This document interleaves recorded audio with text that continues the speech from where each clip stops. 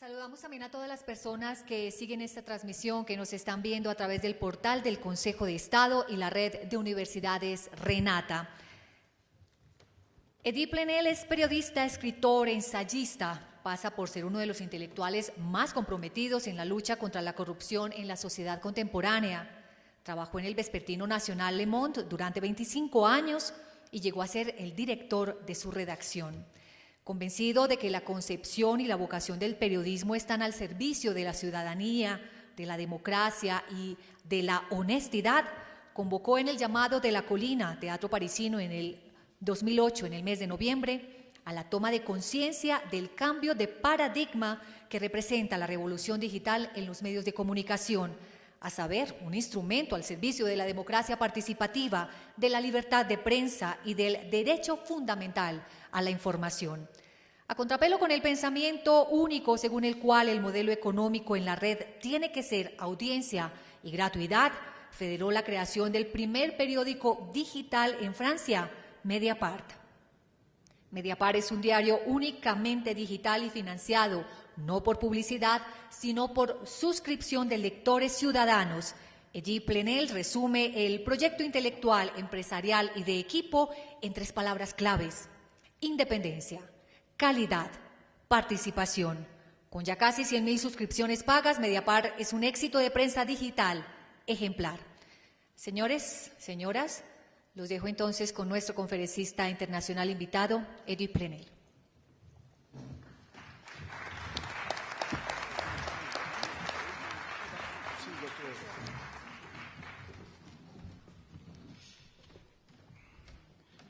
Mesdames et messieurs, chers amis, éminentes personnalités, en m'excusant de comprendre l'espagnol, mais de ne pas le parler avec assez de précision pour m'exprimer dans votre langue, je voudrais simplement d'abord vous dire que, du fond du cœur, que si la grandeur d'un pays se mesure à sa générosité, j'ai compris ce matin combien la Colombie est un grand pays après avoir entendu tous ces discours. Je voudrais remercier évidemment tous les organisateurs de cette rencontre, notamment la Fondation Complexus qui est à son initiative, mais évidemment de este evento, pero también a todos los otros socios. Quisiera ante todo agradecer al presidente Betancourt por su defensa vigorosa de la libertad de la prensa, de una prensa viva, independiente, democrática, que perturbe, que moleste, homenaje que nosotros quisiéramos escuchar de la parte de personalidades políticas de nuestras viejas democracias europeas. Yo quisiera también agradecer al señor presidente del Consejo de Estado y al conjunto de los miembros del Consejo de Estado de haberme dado con sus conceptos mucha libertad para hablar. El Consejo de Estado en Colombia supo reparar la noticia que las fuerzas de seguridad habían organizado contra ciertos periodistas, los periodistas llamados bigotudos. En este punto me agrada reconocer esto. No puedo hablar aquí en Colombia sin tener en mente a los periodistas que en el medio siglo de violencia que atraviesa este país han pagado el precio del derecho de saber. De este saber, voy a defender los principios, que defender estos principios tiene otro precio que en Francia. En Francia no matan los periodistas, por lo menos no asesinan periodistas. No olvido que en Colombia, entre la clasificación de los Reporteros Sin Fronteras que se inquietan, está en el 126, en el sargo 126, en un rasgo de 140.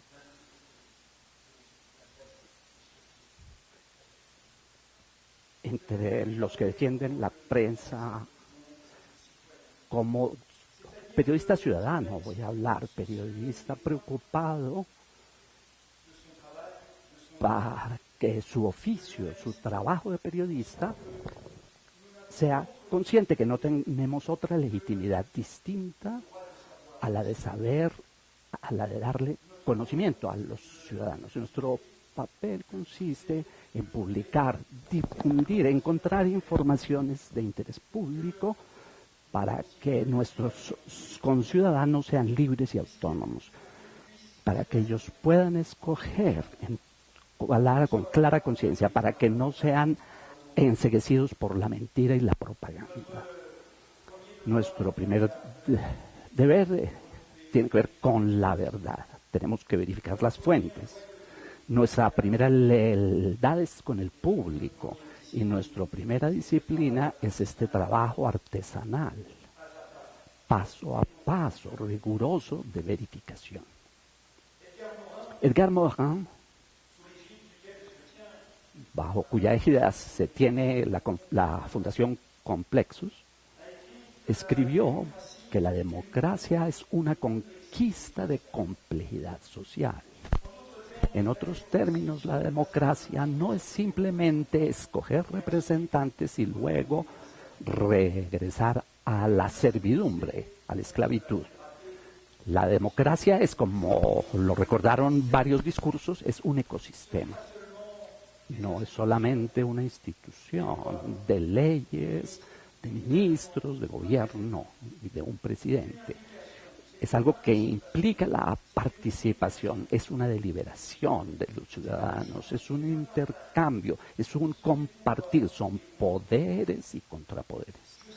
Yo cito aún a Edgar Morin, que admiro mucho. El civismo constituye la virtud social política de la ética. Si el civismo muere, la democracia muere. La no participación en la vida de la ciudad, en otros términos, la exclusión de la mayoría de la actividad vital de la ciudad, a pesar del carácter aparentemente carácter democrático de las instituciones, origina un marchitamiento de la democracia. Las democracias también mueren porque no participamos en ellas. Es ahí donde nuestro tema, el tema de hoy, es crucial. El tema de la corrupción no es un tema sectorial, que no tiene que ver sino con algunos periodistas y algunos temas policiales o temas de sanciones jurídicas. Bajo el tema de la corrupción está la esencia de la democracia, de la vitalidad de nuestras democracias.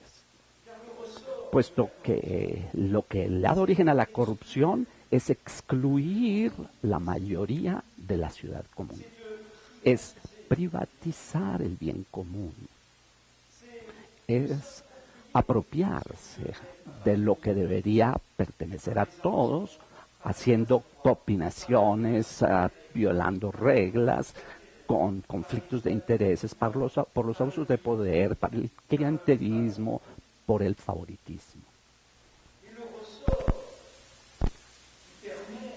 Y es lo que permite la difusión en todos los sectores de la corrupción es el secreto, es lo opaco, es el hecho de que justamente se disimula a los ciudadanos, se esconde lo que sucede a los ciudadanos. Hay evidentemente diferentes grados de violencia y de intensidad en esta corrupción, pero en el momento de la globalización irreversible y particularmente de la globalización financiera estamos todos implicados, tenemos que ver todos, porque la corrupción no tiene fronteras, ningún país le puede dar lecciones a otro en este campo. Voy a tomar un ejemplo anecdótico de Francia en Colombia. Un ejemplo que tiene que ver con pequeñas anécdotas, cuentos que que los periodistas les gusta para que los ciudadanos puedan tener mejor comprensión de algo. Mediapart, hace unos 3 años, vino a Colombia. Con la ayuda de algunos colegas colombianos, realizó una investigación que tenía que ver con las consecuencias de uno de nuestros más grandes casos de corrupción, que tenía que ver con ventas de armas, con comisiones secretas que enriquecieron a personajes políticos y que finalmente financiaron ilegalmente campañas políticas de partes políticas. Los partidos de un expresidente de la República Francesa. En esta investigación encontramos que uno de los principales colaboradores de ese expresidente francés y de su circuito financiero ilícito había construido una inmensa finca aquí en el Nilo, aquí en Cundinamarca. Descubrimos que la oligarquía francesa, también como la de los grandes grupos industriales, de la venta de armas, de los banqueros, de los financieros, de la política, iban a esa finca. Anecdóticamente, esta finca le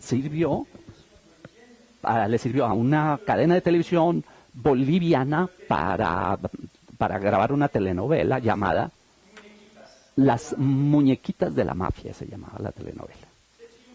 Esta finca, que está abandonada desde hace un tiempo, porque la justicia colombiana entonces se llamaba Cactus la finca, pero Cactus también era una santo y seña de los ordinatorios, una palabra,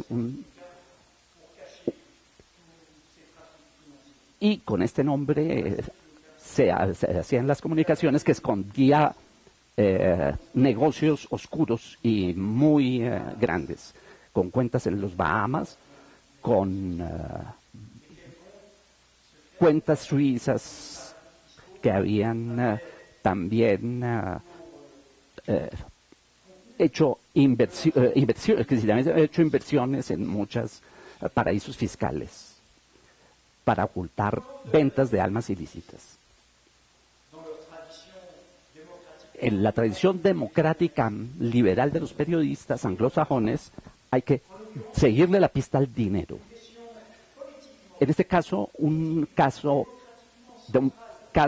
ético que ligaba todas las corrupciones del mundo y el ejemplo que les acabo de dar ilustró.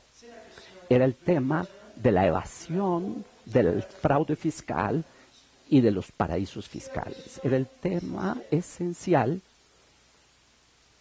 del respeto de la primera ley común, que es el impuesto, puesto que el impuesto es lo que permite que haya escuelas, caminos, hospitales. Cuando hubo la Revolución Francesa, en el momento en que los Estados Generales se transformaron en Asamblea Nacional, fue justamente para fijar la ley fiscal, para decir que no era el rey únicamente el que determinaba quién debía pagar impuestos, sino que la Asamblea del Pueblo Soberano, quien iba a deliberar para determinar cómo el presupuesto debería constituirse.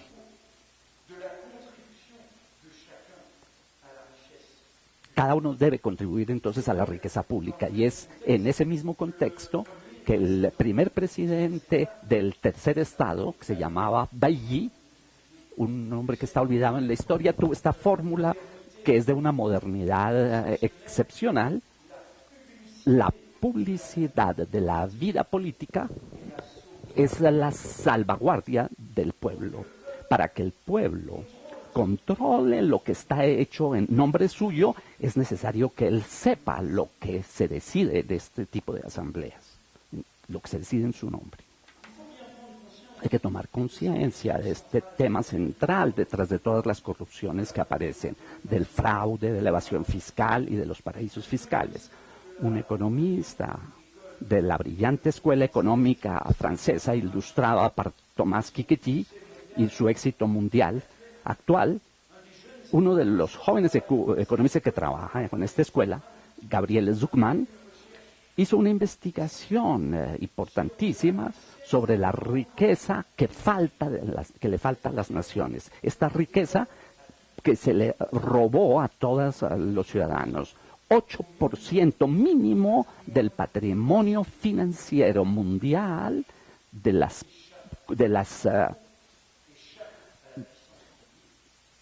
riquezas escapa, ese 8%, y se va a los paraísos fiscales. Pero no solo son los particulares, porque este es el caso de los particulares, también las grandes empresas.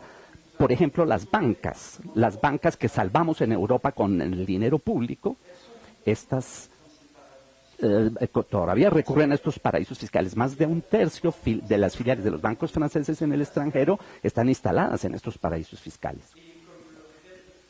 Y como lo revela el reciente escándalo LuxLeaks, uno de los países fundadores de la Unión Europea, el Luxemburgo, fue transformado últimamente en paraíso fiscal.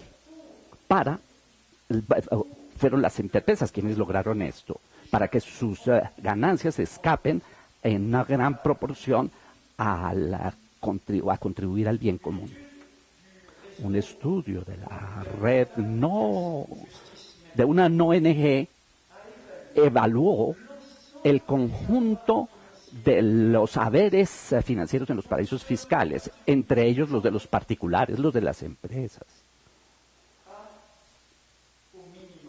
Y tiene 25.000 millones de dólares. Eso es una cifra que no nos cabe en la cabeza.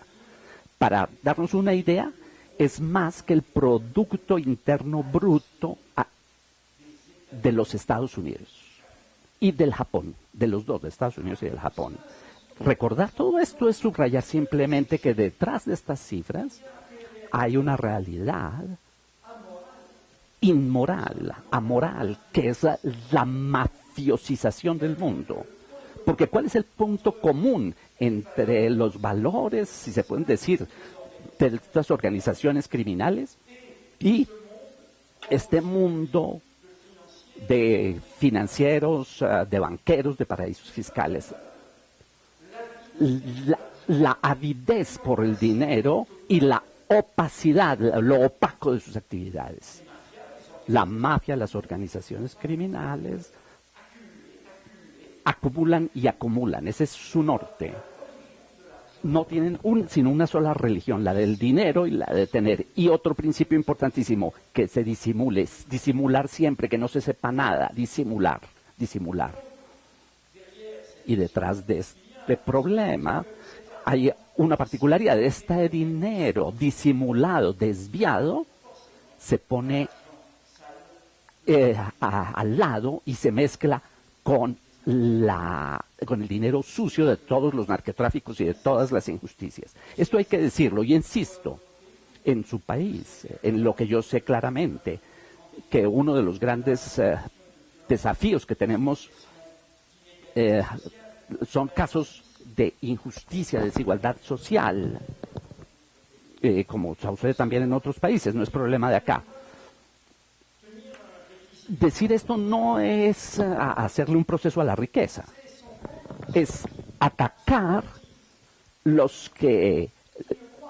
a quienes hacen un absoluto del dinero, que solo creen en la religión del poder dado por el dinero. Es atacar a quienes detrás de la riqueza añaden egoísmo, opresión, dominación, y que se niegan a entender que toda riqueza no se debe a ella misma, se debe a la sociedad que la permitió. Y que toda persona que ha tenido éxito enriqueciéndose debe también devolverle a la sociedad que le permitió enriquecerse, le tiene que dar algo. Es una historia muy vieja, es una historia en el corazón de un país que a la vez defendió la libertad de la prensa y exacerbó esta injusticia del dinero. Hablo de los Estados Unidos. Ustedes conocen todos a Joseph Pulitzer. El premio Pulitzer hace que su nombre haya sido universalmente conocido. Era un emigrante proveniente de Hungría, de la minoría alemana húngara. Y fue el hombre de la revolución de la prensa en el momento de la precedente revolución industrial. Como hoy nosotros tenemos los mismos casos, revolucionar la prensa debido a lo digital. No se puede disociar la prensa de la batalla por una democracia exigente, viva, participativa, que delibere. Y el señor Pulitzer, ¿qué hizo? ¿Cómo comenzó su carrera? ¿Cómo comenzó su éxito? ¿Cómo llegó a ser multimillonario, inmensamente rico? Fue en St. Louis, Missouri. Era el primer periódico que él tuvo. El St. Louis Post and Dispatch. Y esta es la investigación que fue la primera que realizó y que contribuyó al éxito. Investigó sobre todo los ricos de San Luis, su posición, sus empresas, sus casas, sus actividades. Y contó su riqueza. Hizo un repertorio, es lo que... Y al lado se las arregló para averiguar cuánto pagaban de impuestos.